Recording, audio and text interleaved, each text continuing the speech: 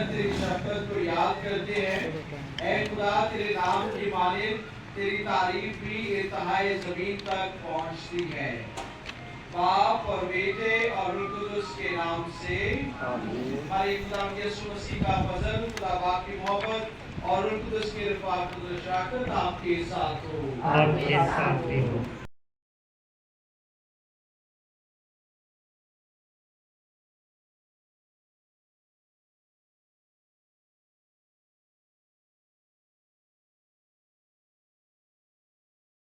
आज का कलाम हमारी तवज्जो जो है वो हलीमी की तरफ माइल करती है। आज की पहली तिलावत ज़िक्रिया नबी की किताब से ली गई और ज़िक्रिया जो है वो छोटे नबियों में ज़िक्रिया का शुमार होता है। अगर हम आज की पहली तिलावत पर गौर करें तो आज की पहली तिलावत को हम थोड़ा सा जानेंगे कि इसमें क्या पैगाम हमें मिलता है। बनी इसराइल कौम, अगर हम उसकी तारीख देखें तो बनी इसराइल कौम बहुत बार जलावतन हुई, बहुत बार कैद में गई, जुल्म सितम हुए, तशद्दुद हुए। बादशाह जो है वो जलावतन में ले जाते थे, तबाह कर देते थे, उनकी जगहें, हैकल तबाह कर देते थे। इसी तरह 1721 कबल मसीह में अशूर के जो बादशाह थे, उन्होंने बनी इसराइल कौम को जलावतन किया, बाबल में ले गए और वहां 70 साल जो है बनी इसराइल कौम बाबल की असीरी में रहे। और फिर वहां से खुदावंद का जो मंसूबा था, खुदावंद के जो बंदे थे भेजे हुए, वो बनी इसराइल कौम को वापस अपनी जगह पर लेकर आते हैं। अज़रा और नहीमिया बड़ी मेहनत के साथ उसी तरीके से जब वो रहते थे खुदावंद के पास, खुदावंद की बारगाह में, तो अज़रा और नहीमिया वापस उनको लेकर आते हैं अपनी जगह पर और हैकल तामीर करते हैं और फिर उनको खुदा की वही बातें बताते हैं, उनको राय रास्त पर लेकर आते हैं। ज़िक्रिया भी आज इसी तरह बनी इसराइल कौम को बता रहे हैं कि जिस तरह पहले बनी इसराइल कौम को बादशाह आते थे, जंग करते थे, उनको कौमों को जो है वो तबाह कर देते थे, तो ज़िक्रिया कहता है कि अब जो बादशाह आएगा, अब जो हमारा मसीहा आएगा, वो जंग करके नहीं आएगा, वो जंग के साथ नहीं आएगा, बल्कि हलीमी के साथ आएगा। और ज़िक्रिया जो है वो क्या बयान करता है आने वाले मसीहा के बारे में, जब पेशन गोई करता है तो क्या कहता है? कहता है कि वो हलीम है और गधे पर, बल्कि गधी के बच्चे पर सवार है। पहले बादशाह घोड़ों पर आते थे, जंग करते थे। अब जो बादशाह आएगा वो घोड़ों पर नहीं आएगा, बल्कि गधे पर आएगा, और गधा जो है वो हलीमी की निशानी है। आज की पहली तिलावत में दो जानवरों का जिक्र हुआ है, एक गधा और दूसरा घोड़ा। घोड़ा अक्सर जो है जंग में इस्तेमाल होता है, जंग की अलामत है। बादशाह जब भी किसी कौम को फतह करने जाते हैं तो घोड़ों पर जाते हैं, लेकिन बादशाह जो है वो हलीमी की निशानी है। और ये हमारी तवज्जो जो है वो खुदावंद यीशु मसीह की तरफ लेकर जाती है। आज की अंजील मुकद्दस में खुदावंद यीशु मसीह हमें वासिया बताते हैं कि क्या हलीमी जो है वो किस तरह हमने बरतनी है। खुदावंद यीशु मसीह हमें बताते हैं कि हमारा बोझ जो है वो किस तरह कम होगा जब हम हलीम होंगे। दिल के फरोतन होंगे जब हम हलीम होंगे तो हमारा बोझ जो है वो हल्का होगा।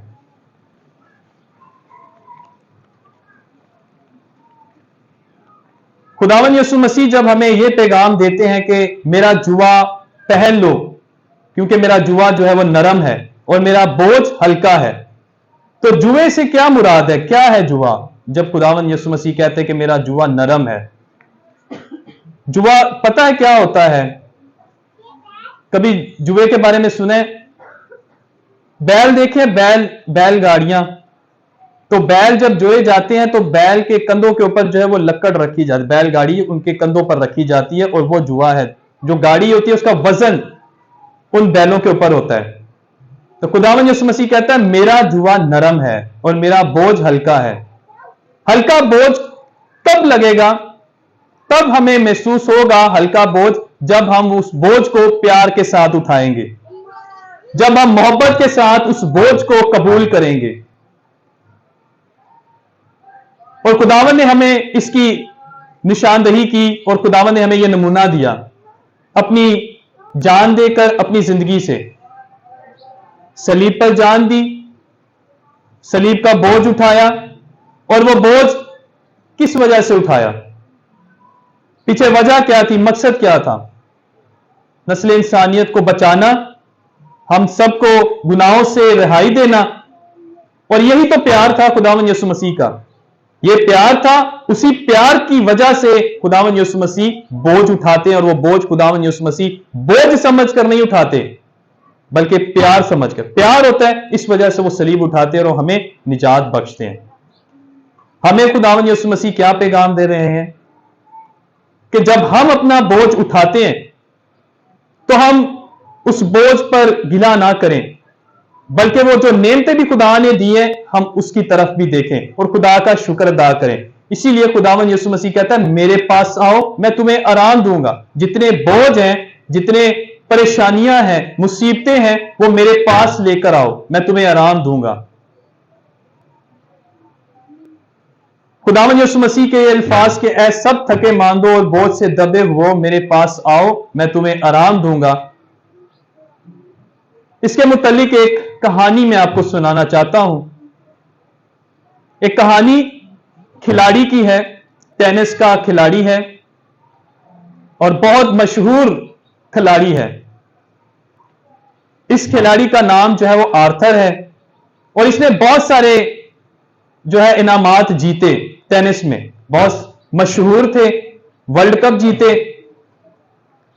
तो वर्ल्ड कप जीतने का उसका रिकॉर्ड था, एक के बाद एक वो जीतता था। फिर बाद में अचानक उसकी तबीयत खराब हो गई। जब उसकी तबीयत खराब हो गई तो वो एडमिट हो गया हॉस्पिटल में। उसी दौरान जब वो एडमिट था, उसके दोस्त का एक खत उसे मौसूल हुआ हॉस्पिटल में। जब उसने पढ़ा तो उसका दोस्त गम कर रहा था, अफसोस कर रहा था उसके साथ, अपने दोस्त के साथ। कहता है कि कितना अच्छा जो है वो रिकॉर्ड कायम कर रहा था ये मेरा दोस्त, अचानक इसे क्या हो गया, अचानक क्यों बीमार पड़ गया। तो उसे जो बीमारी थी वो एड्स की थी, कैंसर की बीमारी थी उसे। फिर वो अपने दोस्त को जवाब देता है, जो बीमार है वो अपने दोस्त के खत का जवाब जो है उसे देता है। किस तरह देता है? कहता है कि जब मैंने ये सीखना शुरू किया तो कितने सारे जो है खिलाड़ी थे जो तरबियत ले रहे थे टेनिस की, फिर मुकाबलों में हिस्सा ले रहे थे। जब हिस्सा लेने की बारी आई तो बहुत लाइन लगी हुई थी, लाखों के हिसाब से थे। कहता है उनमें से जीते भी थे, तीसरी पोजीशन हासिल की, किसी ने दूसरी, लेकिन मैं मुसलसल फर्स्ट पोजीशन हासिल करता रहा वर्ल्ड कप में। तो कहता है कि उस वक्त भी खुदावन ने मुझे ही चुना था। बात हो रही है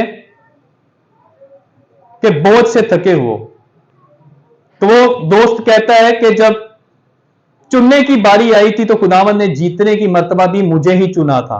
तो अब जब बीमारी आई है, जब बीमारी मुझ पर आई है तो मैं गिला नहीं करूंगा खुदावन पे, बल्कि मैं सब्र करूंगा और उसको कबूल करूंगा और उसी में साबित कदम रहूंगा।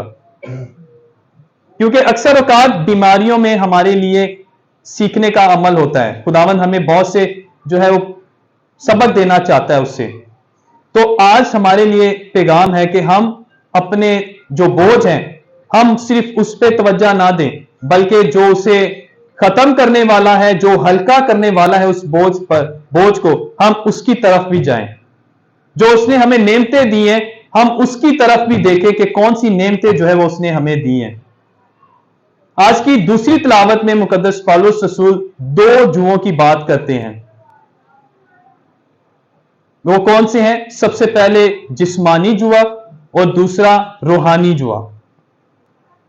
जुआ वही जो मैंने आपको पहले भी बता दिया कि जो बोझ होता है, जो जानवरों के कंधों पर जो होता है वो। तो जिस्मानी जुआ क्या है? हमारी जिस्मानी जो ख्वाहिशात हैं, हमारे जिस्मानी जो ہم چاہتے ہیں کہ ہمیں ملے. اور آج کے دوسری تلاوت میں مقدس پالوس رسول کہتا ہے کہ جو جسمانی خواہشات ہیں تم اس سے دور رہو. کیوں دور رہو؟ اگر تم بشریت کے طور پر زندگی گزارو گے، یعنی جسمانی خواہشوں کو لے کر اپنی زندگی گزارو گے، تو مقدس پالوس رسول کہتا ہے تم مرو گے. تم مرو گے. مقدس پالوس رسول کہتا ہے تم بشری نہیں بلکہ روحانی ہو. کیوں روحانی ہو؟ کیونکہ روح خدا تم میں بستا ہے. آئے ہم آج کے کلام پر، آج کے پیغام پر، جب خداوند ہمیں کہتا ہے کہ اے بوجھ سے تھکے وہ میرے پاس آؤ، تو ہم اپنے اپنے بوجھوں پر جو ہے وہ توجہ دیں. ہم دیکھیں کہ کون سے بوجھ ہیں ہمارے، اور اس کے برعکس وہ بھی دیکھیں جو نعمتیں ہمیں دی گئی ہیں کہ آیا وہ نعمتوں کا ہم شکر ادا کرتے ہیں اور اپنے بوجھ خداوند کے پاس لے کر آتے ہیں، یا پھر ہم اپنے بوجھ کے ساتھ ہی زندگیاں گزار رہے ہیں. آئے حلیمی، عاجزی اور چھوٹے پن کے ساتھ خدا باپ کے حضور جھکیں اور اس کی پرستش کریں، تاکہ ہم اپنی زندگی میں خدا کو پہلی جگہ دیں اور اپنے ہمسائے کو اپنی مانند پیار کریں.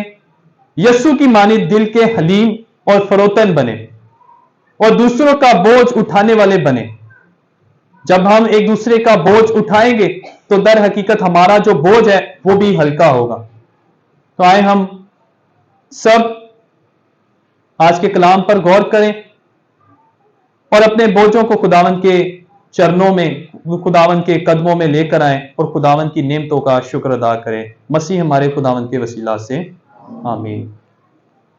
کہ سب تھکے مانو اور بوجھ سے دبے ہو میرے پاس آؤ، میں تمہیں آرام دوں گا. ہم دعا مانگیں. اے خداوند ہمارے خدا، عنایت کر کے ہم اس قدر عظیم نعمتوں سے آسودہ ہو کر تیری نجات بخش بخششیں پائیں، تیری حمد کرنے سے کبھی باز نہ آئیں، اپنے ایمان میں مضبوط اور تیری محبت میں بھرپوری اور سرشاری حاصل کرتے رہے، مسیح خداوند کے وسیلہ سے آمین.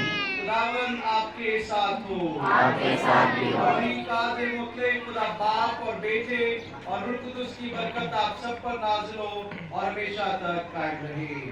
آمین. ہماری عبادت تک بڑی خوشی اور سلامتی میں رہے. خدا کا شکر.